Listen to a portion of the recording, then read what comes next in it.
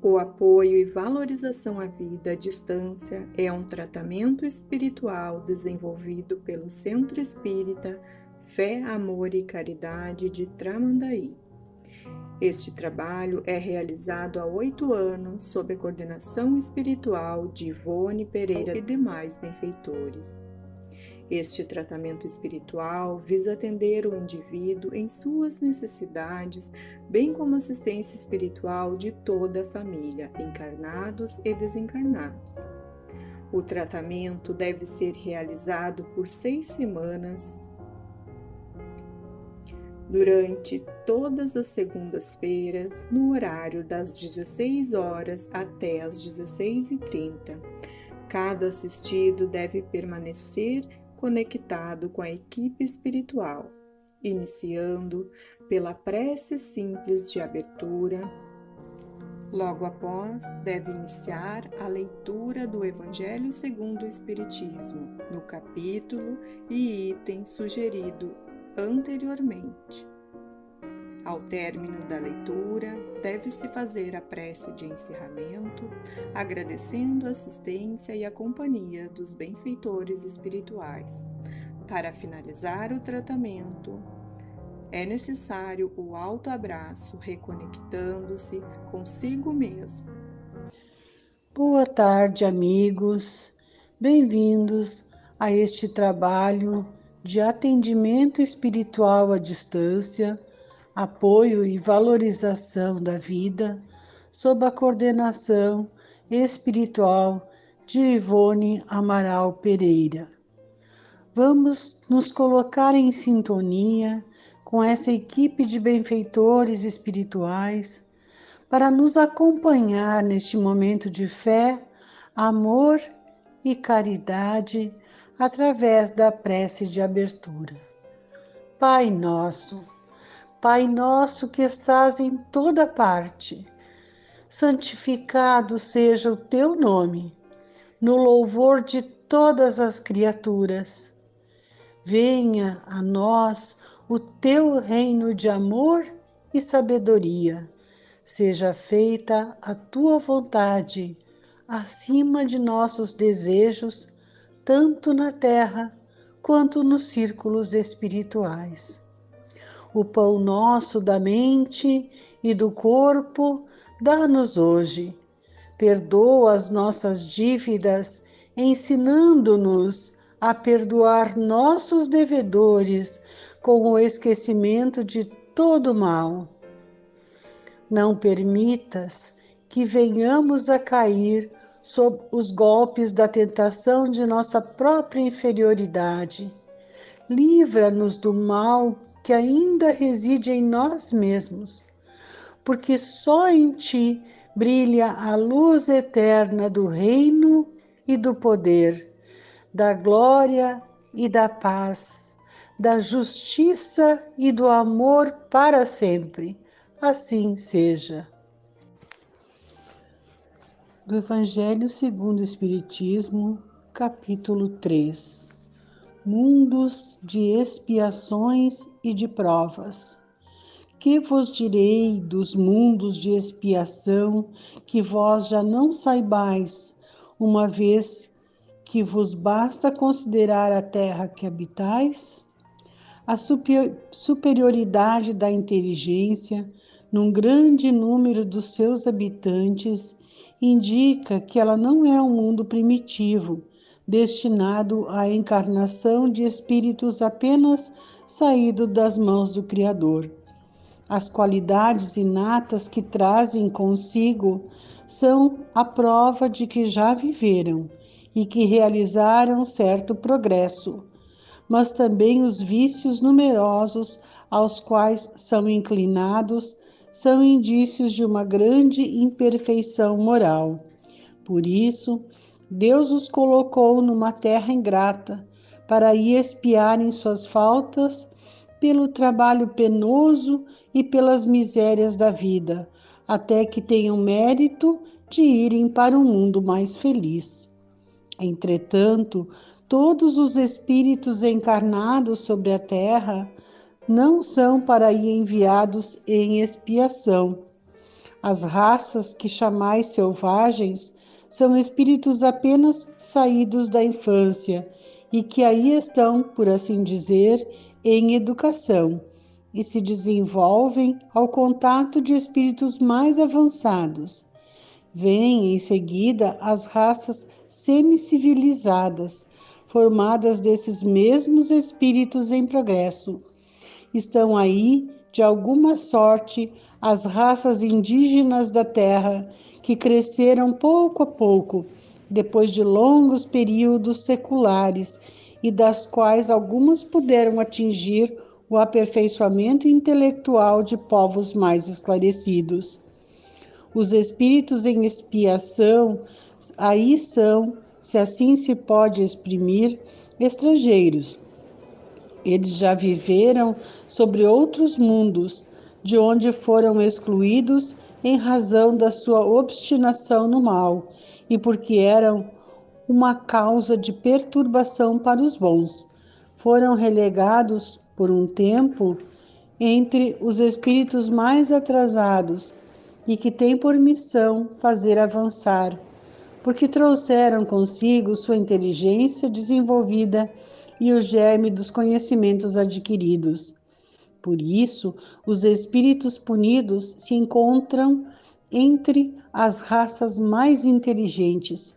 São aquelas também para as quais as misérias da vida têm mais amargura, porque há nelas mais sensibilidade e sentem mais o choque que as raças primitivas, cujo senso moral é mais obtuso.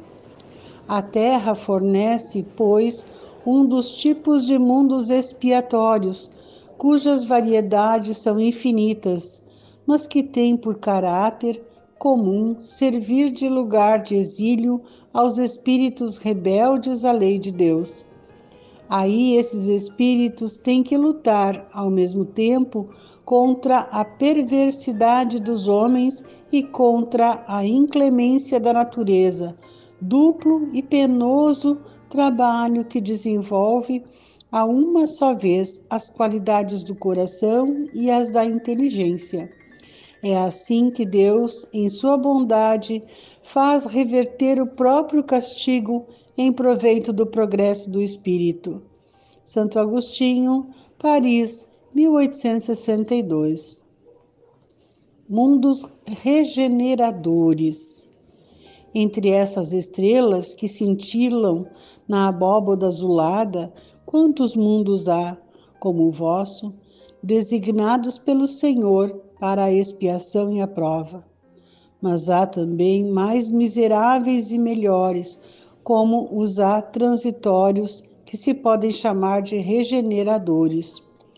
Cada turbilhão planetário, correndo no espaço ao redor de um foco comum, arrasta consigo seus mundos primitivos de exílio, de prova, de regeneração e de felicidade. Já vos falaram desses mundos onde a alma nascente é colocada, quando ignorante ainda do bem e do mal, pode caminhar para Deus, senhora de si mesma, na posse do seu livre arbítrio. Já vos foi dito de que imensas faculdades a alma está dotada para fazer o bem, mas existem as que sucumbem e Deus, não querendo seu aniquilamento, lhes permite ir para esses mundos onde de encarnação em encarnação elas se depuram, se regeneram e se tornarão dignas da glória que lhes estava reservada. Os mundos regeneradores servem de transição entre os mundos de expiação e os mundos felizes. A alma que se arrepende, neles encontra a calma e o repouso, acabando de se depurar. Sem dúvida, nesses mundos, o homem está ainda sujeito às leis que regem a matéria. A humanidade experimenta as provas, as vossas sensações e os vossos desejos, mas está livre das paixões desordenadas, das quais sois escravos. Neles, não mais de orgulho que faz calar o coração, de inveja que o tortura, de ódio que o sufoca. A palavra amor está escrita em todas as frontes. Uma perfeita equidade regula as relações sociais, todos se revelando a Deus e tentando ir a Ele, seguindo suas leis. Neles, todavia, não está ainda a felicidade perfeita, mas a aurora da felicidade. O homem aí é ainda carne, por isso mesmo, sujeito às vicissitudes de que não estão isentos, senão os seres completamente desmaterializados. Há ainda provas a suportar, mas que não têm as pungentes angústias da expiação. Comparados à terra, esses mundos são felizes, e muitos de vós ficariam satisfeitos em aí se deterem, porque é a calma depois da tempestade, a convalescença depois de uma cruel moléstia, mas o homem, menos absorvido pelas coisas materiais, entrevê melhor que vós o futuro.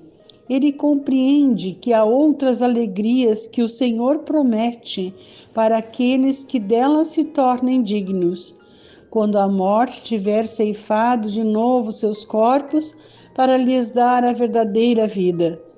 E é então que a alma liberta planará sobre todos os horizontes, não mais os sentidos materiais e grosseiros, mas os sentidos de um perispírito puro e celeste, aspirando as emanações do próprio Deus, sob os perfumes do amor e da caridade que se espalham no seu seio.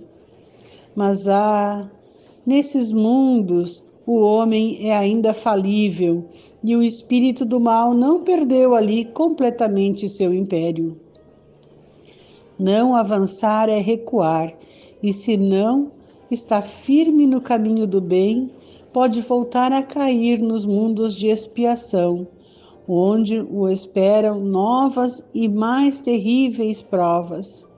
Contemplai, pois, essa abóboda azulada à noite, a hora do repouso e da prece, e nessas esferas inumeráveis que brilham sobre vossas cabeças, perguntai-vos as que conduzem a Deus, e pedi-lhe que o mundo regenerador vos abra seu seio depois da expiação da terra. Santo Agostinho, Paris, 1862. Progressão dos mundos. O progresso é uma das leis da natureza. Todos os seres da criação, animados e inanimados, a ele estão submetidos pela bondade de Deus, que quer que tudo engrandeça e prospere. A própria destruição, que parece aos homens o termo das coisas, não é senão um meio de atingir, pela transformação, um estado mais perfeito, porque tudo morre para renascer e coisa alguma se torna em nada. Ao mesmo tempo que os seres vivos progridem moralmente, os mundos que eles habitam progridem materialmente. Quem pudesse seguir um mundo nas suas diversas fases, desde o instante em que se aglomeraram os primeiros átomos que serviram à sua constituição, vê-lo-ia percorrer uma escala incessantemente progressiva, mas por graus insensíveis a cada geração, e oferecer aos seus habitantes uma morada mais agradável, à medida que estes avançam eles mesmos na senda do progresso. Assim, caminham paralelamente o progresso do homem, o dos animais, seus auxiliares, dos vegetais e da habitação, porque nada é estacionário na natureza. Quanto esta ideia é grande e digna da majestade do Criador, e ao contrário, quanto é pequena e indigna do seu poder aquela que concentra sua solicitude e sua providência sobre o imperceptível grão de areia da terra e restringe a humanidade a alguns homens que a habitam. A terra, seguindo essa lei, esteve material e moralmente num estado inferior ao que está hoje e atingirá, sob esse duplo aspecto, um grau mais avançado. Ela atingiu um dos seus períodos de transformação, em que de mundo expiatório tornar-se-á mundo regenerador. Então os homens serão felizes, porque a lei de Deus nela reinará. Santo Agostinho, Paris, 1862. Finalizamos este momento agradecendo o apoio de nossos amigos espirituais que nos acompanharam, seguindo confiantes e perseverantes na valorização de nossa vida e no Evangelho de Jesus, com a prece aos espíritos protetores do Evangelho segundo o Espiritismo. Espíritos sábios e benevolentes, mensageiros de Deus, cuja missão é assistir os homens e conduzi-los no bom caminho, sustentai-me nas provas desta vida, dai-me a força de suportá-las sem murmurar. Desviai de mim os maus pensamentos e fazei com que eu não dê acesso a nenhum dos maus espíritos que tentarem me induzir ao mal. Esclarecei minha consciência sobre meus defeitos e elevai de sobre meus olhos o véu do orgulho que poderia impedir-me de os perceber e confessá-los a mim mesmo. Vós, sobretudo, meu anjo guardião, que velais mais particularmente por mim, e vós todos, espíritos protetores, que vos interessais por mim, fazei com que me torne digno da vossa benevolência. Conheceis as minhas necessidades, que elas sejam satisfeitas segundo a vontade de Deus. Que assim seja.